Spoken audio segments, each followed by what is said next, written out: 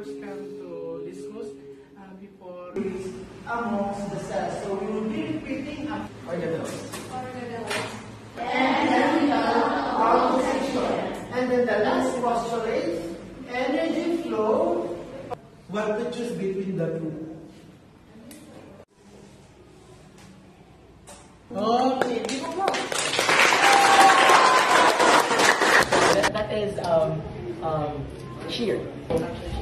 Yes. So basically,